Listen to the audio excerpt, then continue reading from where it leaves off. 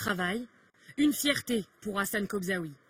À 38 ans, cet habitant de Roubaix d'origine algérienne vient de retrouver un emploi après près d'1 an de recherche acharnée.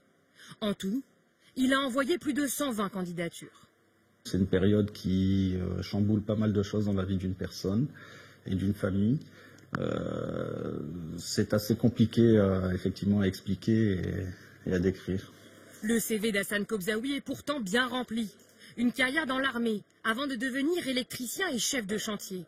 Selon lui, ce sont ses origines qui l'ont empêché de trouver un travail. Pour en avoir le cœur net, ce père de famille a décidé de faire un test avec un employeur. Il envoie 2 CV. Le premier est à son nom, Hassan Kobzaoui. Dans un second, il devient Sébastien Boulanger et il enlève des compétences. Et là, ça a fait bingo. J'ai eu 4 propositions d'entretien au bout de 2 heures. J'ai eu la malchance de voir qu'avec plus d'expérience, on a moins de chances d'être pris quand on s'appelle Hassan que Sébastien.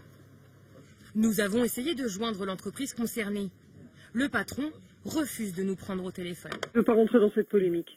C'est pas possible de lui parler même 3 minutes. Je crois qu'il voudra. Je vais essayer, mais il voudra pas.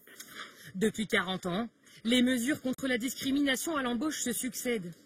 Loi Pleven en 1972 contre le racisme, rapport ministériel, campagne de sensibilisation mais aussi mise à jour du code pénal. Des mesures qui ont peu d'effet. Dans cette agence parisienne spécialisée dans la restauration, chaque jour, 250 intérimaires. En 2001, une agence d'intérim est épinglée par une association. En cause, un fichier de 500 salariés à qui certains postes ne sont jamais proposés. Ils ont des noms à consonance africaine ou maghrébine. Nous avons retrouvé Irmine, l'une des anciennes salariées de cette agence. À chaque fois que je me présentais à une mission, je passais mon temps à nettoyer les assiettes et les casseroles, quoi. J'étais toujours derrière à la plonge. On ne pouvait pas faire le service en salle. Il n'y avait pas de noir en service en salle.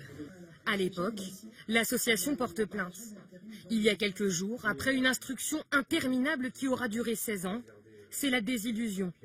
Un non-lieu est prononcé. L'association a décidé de faire appel. De temps en temps, on a un scandale qui sort très très rarement et auquel cas d'un seul coup il y a un message qui est envoyé en disant attention, il faut que ça cesse. Mais tant qu'il n'y a pas de procès et qu'il n'y a pas de condamnation, ces pratiques elles perdurent et elles durent et elles durent et elles durent. Toute discrimination à l'embauche peut avoir de lourdes conséquences, jusqu'à 3 ans d'emprisonnement et 45 000 € d'amende.